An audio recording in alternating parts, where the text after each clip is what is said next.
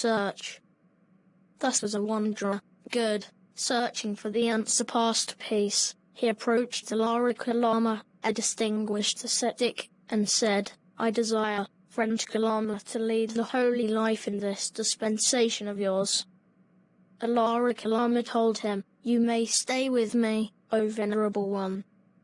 Of such sort is this teaching that an intelligent man before long may realize by his own intuitive wisdom his master's doctrine, and abide in the attainment thereof. A seeker after what is thereupon before long, he learnt his doctrine, but it brought him no realization of the highest truth. Then there came to him the thought, when Alaric Lama declared, having myself realized by intuitive knowledge the doctrine, a single quote abide in the attainment thereof, it could not have been a mere profession of faith. Surely Alaric Lama lives having understood and perceived this doctrine. So he went to him and said, How far, friend Kalama, does this doctrine extend which you yourself have with intuitive wisdom realized and attained? Upon this Alaric Lama made known to him the realm of nothingness, Ekanakanyayatana, an advanced stage of concentration. Then it occurred to him, not only in Alaric Lama are to be found faith, energy, mindfulness, concentration, and wisdom. I too possess those virtues. Doctrine whereof Alaric Lama says that he himself has realized and abides in the attainment thereof. How now if I strive to realize that so, before long, he realized by his own intuitive wisdom that doctrine and attained to that state, but it brought him no realization of the highest truth. Then he approached Alaric Lama and said, Is this the full extent, friend Kalama, of this doctrine of what you say that you yourself have realized by your wisdom and abide in the attainment thereof? But I also, friend, have realized thus far in this doctrine, and abide in the attainment thereof. The unenvious teacher was delighted to hear of the success of his distinguished pupil. He honored him by placing him on a perfect level with himself, and admiringly said, Happy, friend, are we? Extremely happy, in that we look upon such a venerable fellow ascetic like you.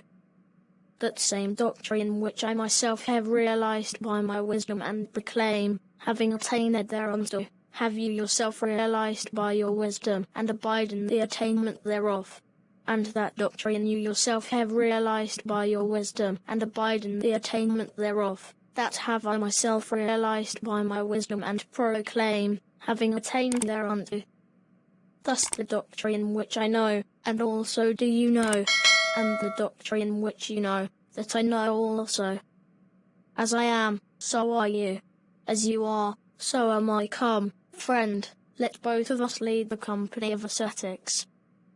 66. The ascetic Gautama was not satisfied with a discipline and a doctrine which only led to a high degree of mental concentration, but did not lead to disgust, detachment, cessation of suffering, tranquility, intuition, enlightenment, and nibbana.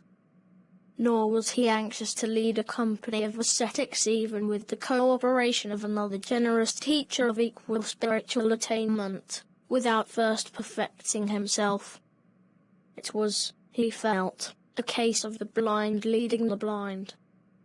Dissatisfied with his teaching, he politely took his leave from him. In those happy days when there were no political disturbances, the intellectuals of India were preoccupied with the study and exposition of some religious system or other. All facilities were provided for those more spiritually inclined to lead holy lives in solitude in accordance with their temperaments, and most of these teachers had large followings of disciples.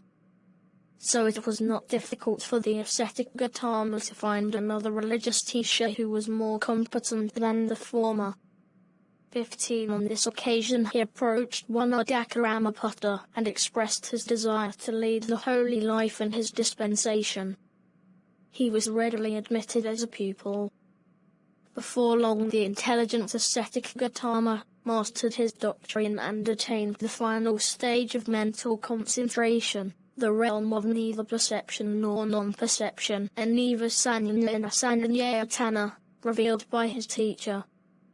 This was the highest stage in worldly concentration, when consciousness becomes so subtle and refined that it cannot be said that a consciousness either exists or not.